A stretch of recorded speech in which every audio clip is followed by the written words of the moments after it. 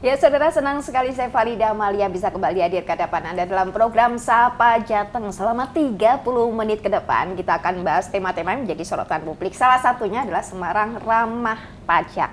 Nah, penasaran kan Semarang Ramah Pajak? Nah, kita akan bahas tema kita kali ini tentunya dengan narasumber yang berkompeten, yaitu Kepala Bapenda Kota Semarang, Ibu Indriasari, atau yang biasa kita panggil dengan Bu Iin. Apa kabarnya Bu Iin? Alhamdulillah, Alhamdulillah baik.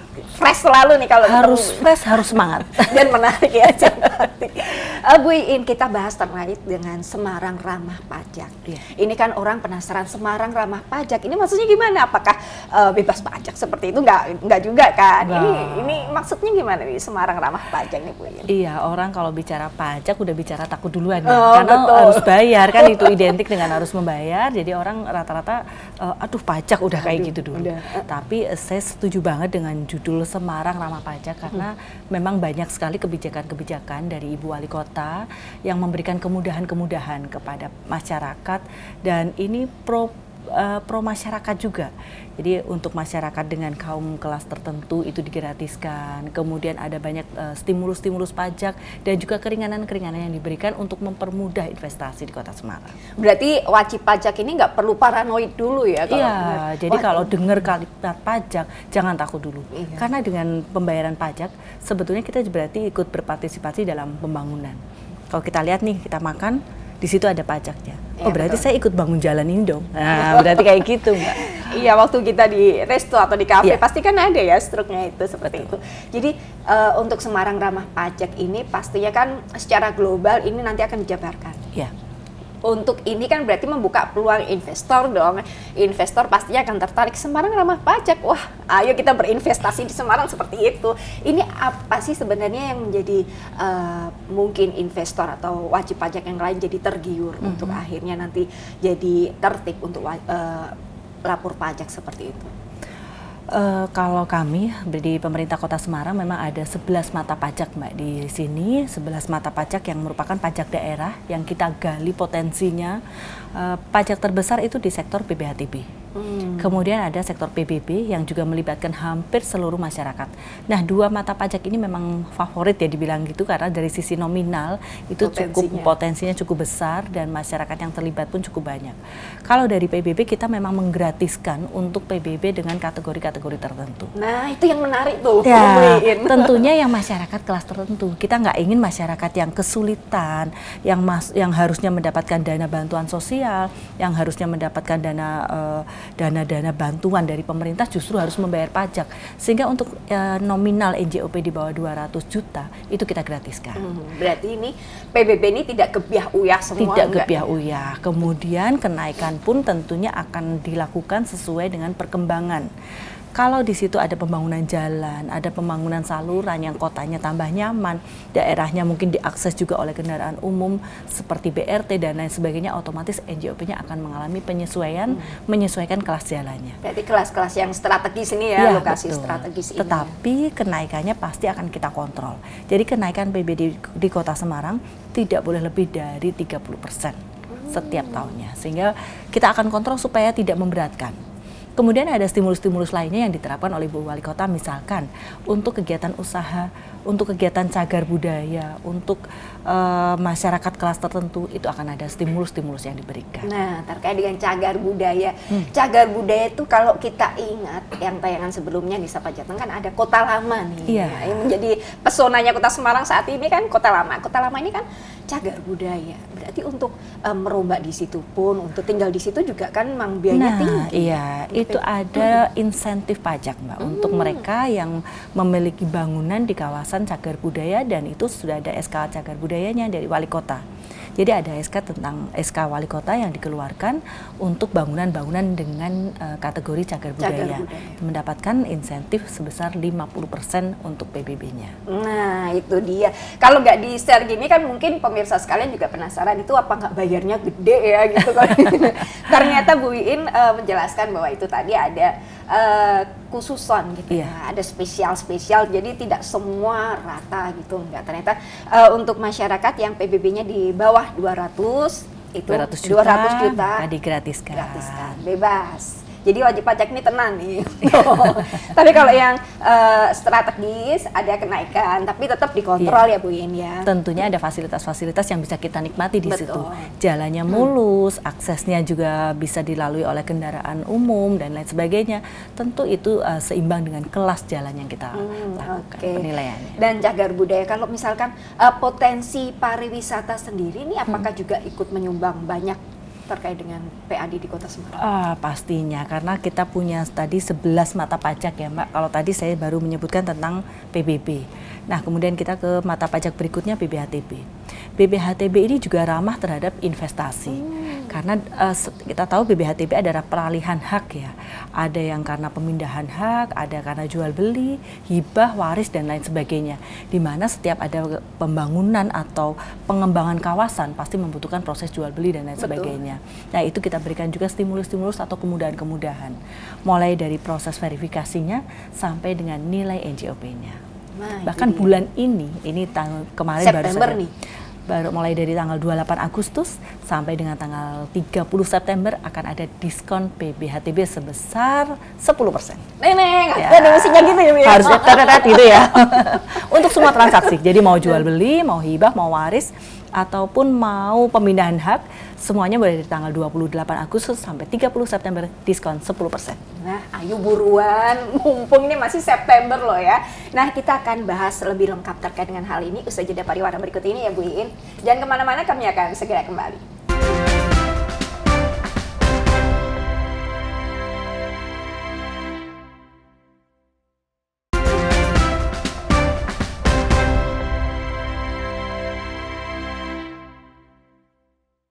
Ya, saudara masih bersama kami dalam Sapa Jateng dengan tema kita kali ini yaitu Semarang Ramah Pajak. Nah, penasaran kan Semarang Ramah Pajak? Nah, kita langsung bahas lagi ya dengan Bu In.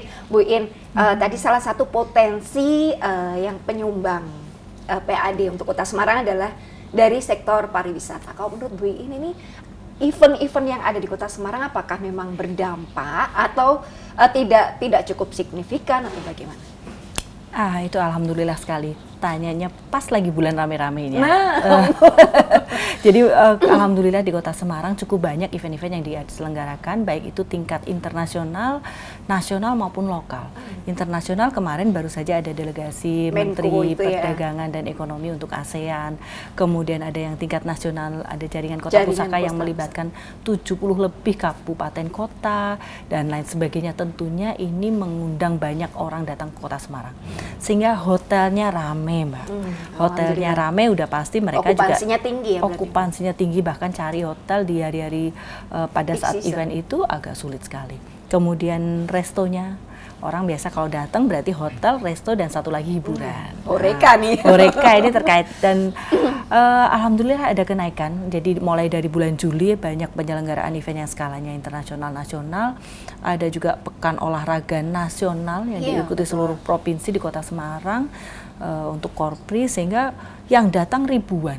Hotelnya penuh, kalau hotelnya penuh pendapatannya banyak, harapannya pajaknya juga lancar. Banyak, tapi ini kan untuk untuk memantau sekian banyak horeca yang ada di Kota Semarang tidak mudah kan? Atau memang Bu In udah percaya aja lah mereka pasti. Atau ada treatment lain dari timnya Bu In ini untuk benar-benar memantau, jangan sampai ada yang kelewat nih. Kan lumayan kalau ada yang kelewat Iya, yang sebetulnya kita ingin memberikan edukasi kepada masyarakat semua wajib pajak bahwa pajak yang mereka bayarkan itu adalah untuk pembangunan Kota Semarang. Sehingga tapi tidak bisa kita lepas begitu saja. Yang namanya edukasi pertama butuh sarana regulasi dulu. Regulasinya kita sudah ada, kemudian sarana prasarana pendukung seperti alat untuk memantau pembayaran pajak itu kita tempatkan juga di tenan-tenan, di kasir-kasir. Kemudian tambah satu lagi pengawasan. Nah, itu pengawasan yang lebih sulit lagi karena harus melibatkan banyak pihak. Sehingga kalau kami punya pegawai di Bapenda Kota Semarang ini ada kurang lebih 150 orang, Mbak. 150 orang sementara jumlah wajib pajaknya ada ribuan. Betul. Nggak cukup. Kewalahan ya Bu ya? Ya, bukan Wonder Woman juga kan ya. Jadi kami punya yang namanya kawan pajak. ada sekitar 350 orang yang mereka akan melakukan pemantauan. Jadi mereka day to day, hari per hari, mereka keliling ke tempat-tempat untuk melakukan penungguan. Ada yang tugasnya penungguan restoran, ada yang penungguan hotel, kemudian ada juga yang mereka tugasnya untuk melakukan update data. Update data misalnya bangunan ini ternyata tadinya hanya berupa tanah, kemudian sekarang sudah dibangun. Atau sudah dibangun tadinya bangunan lantai 1, ini menjadi 2 lantai. Atau ada penambahan luas. Nah ini mereka lah yang bertugas untuk langsung keliling ke lapangan. Oh, mereka itu sudah dibagi misalkan kawan pajak untuk lokasi A, lokasi B, lokasi C, sudah di mapping atau memang mereka ini sendiri, Bu? Pastinya sudah di mapping berdasarkan lokasi dan jenisnya. Ada yang bertugas untuk mendata bangunan. Bangunan baik itu luasan bangunan, luasan tanahnya maupun tipe bangunannya yang mungkin berubah. Ada juga yang bertugas, ya detail, cukup detail juga, tetapi mereka tugasnya hanya memantau. Yang mengeksekusi nanti adalah teman-teman yang di Bapenda sendiri. Nah kemudian ada yang juga yang tugasnya untuk melakukan penungguan. Restoran ini ramai nggak? Berarti potensinya satu hari berapa konsumen? Satu konsumen rata-rata menghabiskan berapa nota? Nah, satu lagi kami tidak hanya melibatkan kawan pajak, tapi kami melibatkan masyarakat Kota Semarang secara keseluruhan lewat program. Program apa sih, Bu Iin? Ini ada program, Mbak. Dan ini belum selesai, ini masih dari bulan apa-apa, nanti kita lanjut episode kedua kalau gitu ya. Kita lanjutkan, berarti di skip dulu ini ya, nanti nunggu episode kedua. Jadi mulai dari tanggal 1 Agustus kemarin sampai dengan nanti tanggal 30 September ada program Ijolke. Sapa Jateng nggak boleh dijolke ini ya, nggak boleh. Yang diijolke ini struk, jadi struk untuk pembelian, baik itu pembelian makanan di restoran, rumah makan, kemudian struk hotel menginap, maupun struk untuk pembelian tempat-tempat hiburan seperti bioskop, karaoke, spa. Itu ya, biasanya numpuk kan kita buang, ternyata itu sekarang bisa masuk ke program Ijolke ya. Masuknya gampang sekali, di sini tinggal ijolke.semarangkota.go.id. Kemudian notanya difoto, dikirimkan, udah selesai. Bisa dapat hadiah. Nanti dapat poin-poin di situ, ada poin-poin atau ada nomor undian. Nanti nomor undiannya akan kita undi di bulan Oktober, kita undi, bisa dapat iPhone, bisa dapat Oktober sebentar lagi, TV. ini udah September. Mumpung masih ada, monggo ikuti program Ijolke. Teman saya mau ngijolkan, Bu, mantannya. Iya. Nggak bisa ya. Iya ya, dijolkan yang baru lagi, yang lebih bagus ya. Ijolke ini program yang memang gebrakan ya ini ya. Jadi masyarakat yang wajib pajak mungkin kan mereka juga paling jajan di situ ini ternyata juga sudah ada dan hadiahnya juga lumayan. Iya. Nah, jadi ibarat kata mereka cuman ngopi misalnya 35.000 aja notanya sudah bisa ditukar untuk berkesempatan mengikuti undian. Tentunya masyarakat di situ pada saat mereka jajan atau mereka menginap, mereka melihat di situ ada poin pajak. Nah, di situ mereka bisa ikut memantau. Kemudian dari kami, kalau notanya itu sudah dikirimkan ke kami untuk bukti bahwa betul tidak di nota ini masuk di dalam yang dilaporkan. Itu ya, ada kesinambungannya di situ. Jadi sebetulnya kita butuh nota-notanya. Tapi kan nggak mungkin nih kita minta nota, Mbak habis jajan ya, mana notanya? Iya, saru ya kalau orang Jawa. Oke, berarti sebenarnya itu memang Semarang ramah pajak. Dan memang Semarang ini bukan berarti wajib pajak ini merasa takut, kemudian paranoid seperti itu, enggak. Kita berusaha menghilangkan rasa paranoid itu ya, Bu Iin ya. Kita akan bahas lagi usai jeda pariwara berikut ini.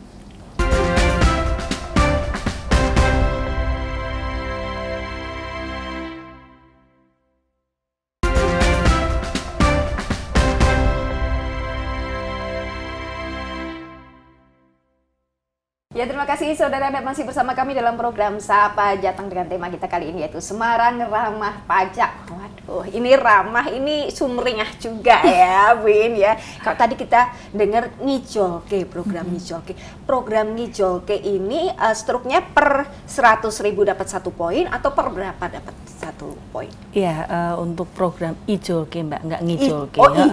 Ijolke. Ijolke sendiri memang arti kalau bahasa Jawa kan tukarkan. Tapi sebetulnya ini singkatan. Singkatan dari rezeki jajan dolan yang Kota Semarang. Nah, persyaratannya ini sekarang. Persyaratannya untuk setiap pembelian atau nota dengan nilai minimal 35.000 sudah bisa dapat 1 nomor undian. Nah, 35.000 biasanya kalau kita ke kafe, kopi itu kan 35.000 gitu paling ya. Kopi sama 1 roti kayak gitu ya udah bisa 35.000 dapat 1 poin. Siapa tahu nanti dapat hadiah utamanya apa nih? iPhone. iPhone lumayan lah ya buat telepon. Saya aja kepengen ya.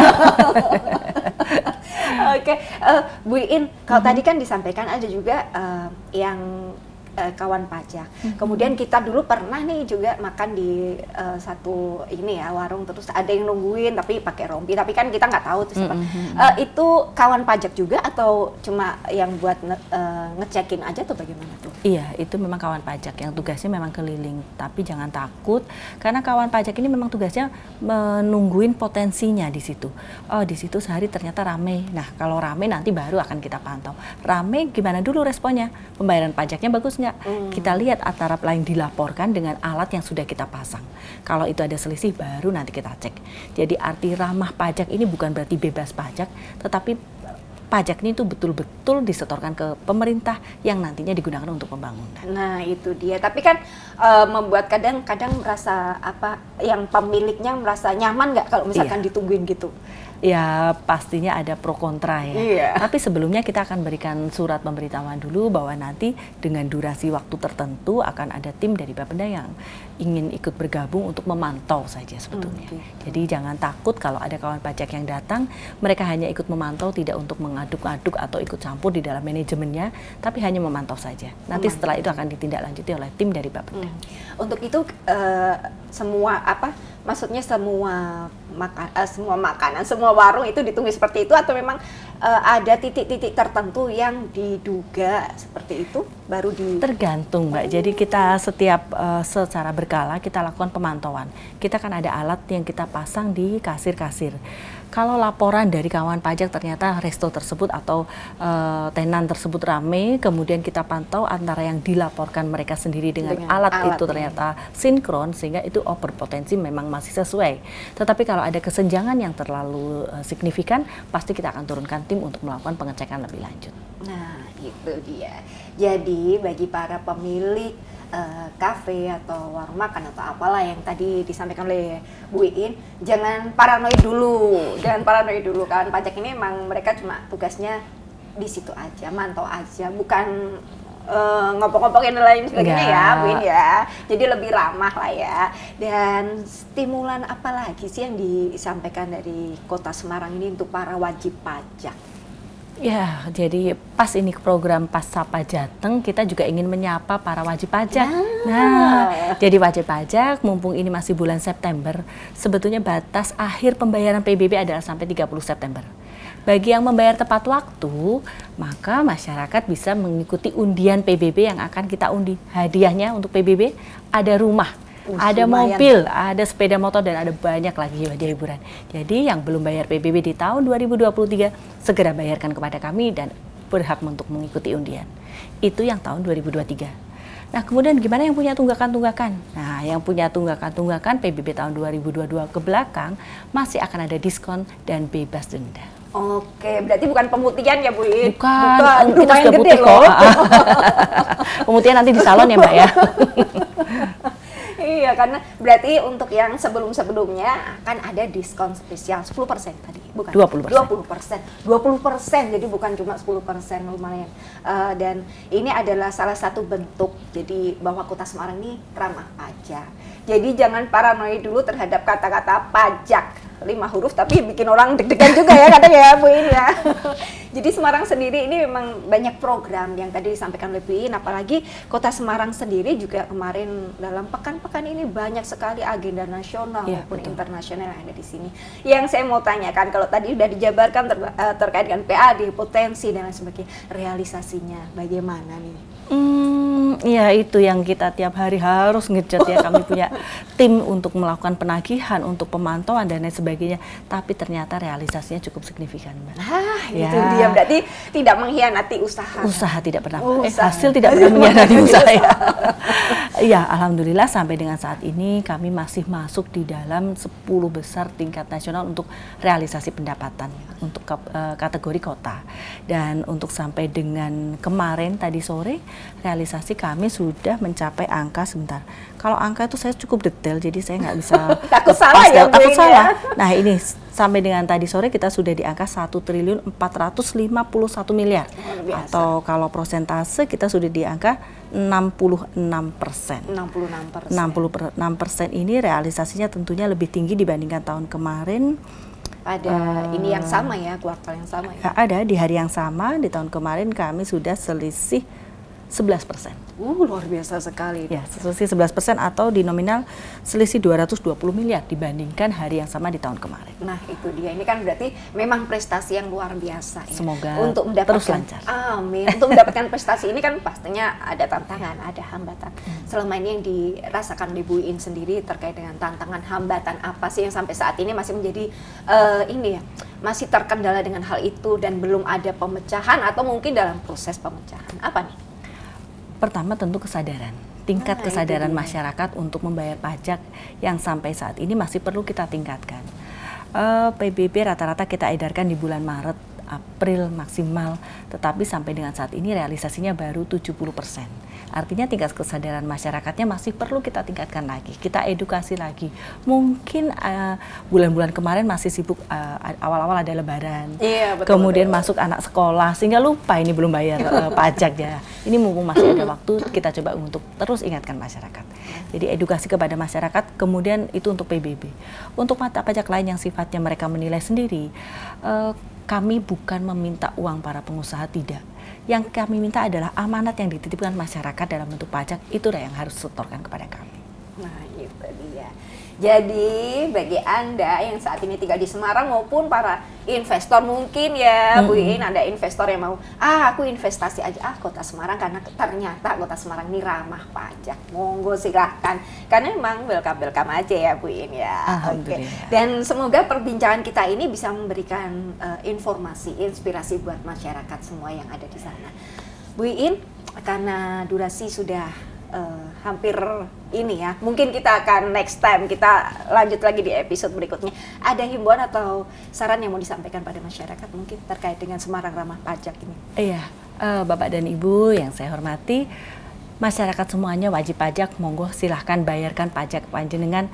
Ramah pajak bukan berarti bebas pajak, tetapi pajak panjenengan akan dipergunakan sebaik-baiknya untuk pembangunan di Kota Semarang. Oke, terima kasih Bu Iin. Semoga semua informasi ini bisa bermanfaat ya Bu Iin ya. Dan Semarang benar-benar ramah pajak. Iya, seperti Mbak ini ramah. Seperti Sapa Jateng ya, ramah terus. Ya, saudara, saya Farida Amalia mewakili kerabat kerja yang bertugas mengucapkan terima kasih atas perhatian Anda. Kompas TV, independen, terpercaya.